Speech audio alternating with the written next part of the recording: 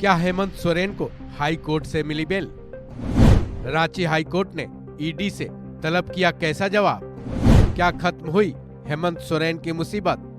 झारखंड के लिए आज बेहद अहम दिन है। एक तरफ झारखंड के नए सीएम चंपई सोरेन का फ्लोर टेस्ट, दूसरी तरफ झारखंड के पूर्व सीएम हेमंत सोरेन की ईडी के खिलाफ डाली गई याचिका पर सुनवाई।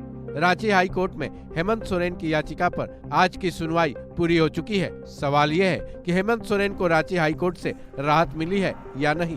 क्या वो ईडी की गिरफ्त से बाहर आ गए हैं? हालांकि हाई कोर्ट ने उन्हें चंपई सोरेन के फ्लोर टेस्ट में हिस्सा लेने की इजाजत तो दे दी थी।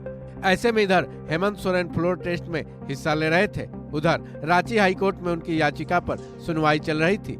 रांची हाई कोर्ट में सोरेन की तरफ से कपिल सिब्बल ने अपनी दलीलें पेश की।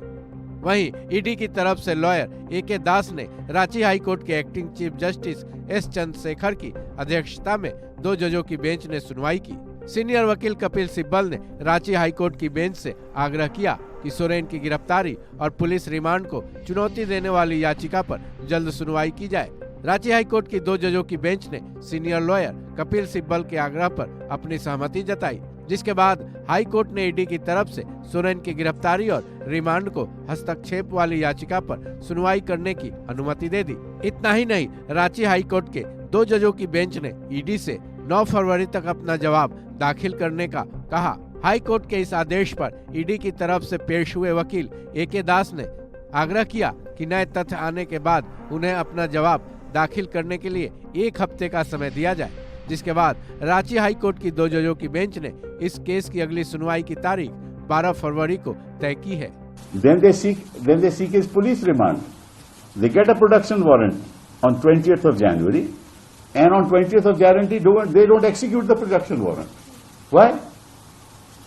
Because they knew at that time, according to them, that Hemant was involved, Hemantji was involved. They should have executed the production warrant, asked him so many questions. They don't ask, they don't even execute it.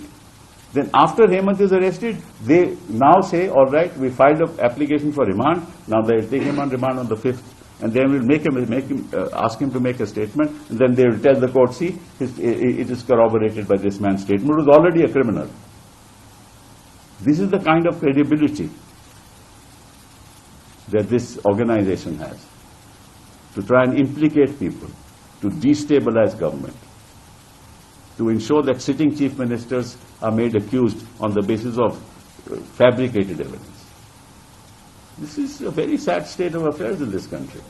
गौरतलब है कि हेमंत सोरेन को कथित land scam case में ED ने गिरफ्तार किया है। फिलहाल हेमंत सोरेन 5 दिनों की ईडी की रिमांड में है। वहीं हेमंत सोरेन ने अपनी गिरफ्तारी के खिलाफ रांची हाई कोर्ट में याचिका दाखिल की थी। इस याचिका पर सुनवाई के बाद अब हाई कोर्ट इस केस को देखने के लिए सहमत हो गई है। हालांकि रांची हाई कोर्ट ने अगली सुनवाई की तारीख 12 फरवरी को तय की है। ऐसे में झारखंड के पूर्व सीएम हेमंत सोरेन की मुश्किलें कम से कम 12 फरवरी तक तो कम होती दिखाई नहीं दे रही है। अब 12 फरवरी को रांची कोर्ट की 2 जजों की बेंच क्या फैसला सुनाती है, इसका सबको इंतजार है। इस खबर में बस इतना ही। बाकी अपडेट्स के लिए जुड़े रहें वन इंडिया हिंदी के साथ।